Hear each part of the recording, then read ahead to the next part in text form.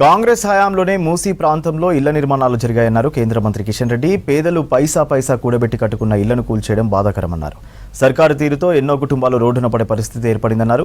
సర్కారుకు చిత్తశుద్ధి ఉంటే మూసీకి రెండు వైపులా రిటైనింగ్ వాల్ నిర్మించాలన్నారు కిషన్ రెడ్డి. ప్రభుత్వానికి ధైర్యం ఉంటే చెరువులు ఆక్రమించిన బడాబాబుల నిర్మాణాలు కూల్చివేయాలన్నారు. మనం చూస్తా ఉన్నాము, ఒక్క స్కూల్ కట్టలేదు, ఒక్క పేదవాడి బడుగు బలైన వర్గాలకు సంబంధించినటువంటి ఇందిరమ్మ ఇళ్ల గృహ సముదాయానికి ఒక్క దగ్గర కూడా శంకుస్థాపన కూడా చేయలేదు.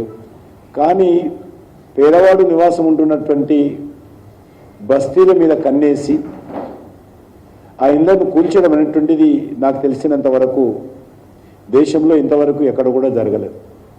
అక్రమ కట్టడాల పేరు మీద పేదల ఇళ్లను కూల్చేటువంటి ప్రయత్నం ఏదైతే చేస్తుందో భారతీయ జనతా పార్టీ తీవ్రంగా వ్యతిరేకిస్తున్నాము, ఖండిస్తున్నాము. మీరు 1,50,000 కోట్లు అంటున్నారు కదా, మరి ఈరోజు వర్షపు నీరు కాలువలు పూర్తిగా మూసుకుపోయాయి, సిల్ట్తో క్లోజ్ అయిపోయాయి హైదరాబాదు. చిన్నపాటి వర్షానికి హైదరాబాద్లో ఇళ్లకు నీళ్ళు వస్తూ ఉన్నాయి. దానికి పరిష్కారం చూపిస్తారా? ఏది అవసరం ఉందో అడుగుతా ఉన్నాను. మీరు తేవాలనుకుంటున్నటువంటి అప్పు 1,50,000 కోట్ల అప్పు, మీరు సుందరీకరణ చేయాలనుకుంటున్నటువంటి మూసీ రివర్ మీద పెట్టేటువంటి ఖర్చు, హైదరాబాద్ నగరాన్ని కనీసం డ్రైనేజ్ మీద, స్టామ్ వాటర్ లైన్ల మీద మీకు చిత్తశుద్ధి ఉంటే అది ముందు చేయండి, తర్వాత బ్యూటిఫికేషన్ చేయండి. మూసీ సుందరీకరణ చేయాలనుకున్నప్పుడు హైదరాబాద్ డ్రైనేజ్ వ్యవస్థ ముందుగా చేయాలి. అది లేకుండా మూసీ సుందరీకరణ జరగదు. మొత్తం ఉన్నటువంటి పైప్ లైన్లు అంతా కూడా ఎక్కడికక్కడ మూసీలో కలిపాము.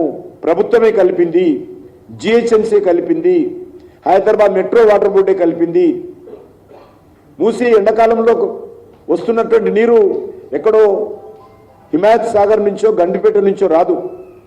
హైదరాబాద్ ప్రజల ఇళ్లలో డ్రైనేజీ నీళ్ళు ఏవైతున్నాయో అది మూసీలో ప్రవహిస్తుంది. అది రాకుండా ముందు ఆపండి. ఆపాలన్నప్పుడు ఆ లైన్లను కూడా మాడిఫికేషన్ చేయాలి.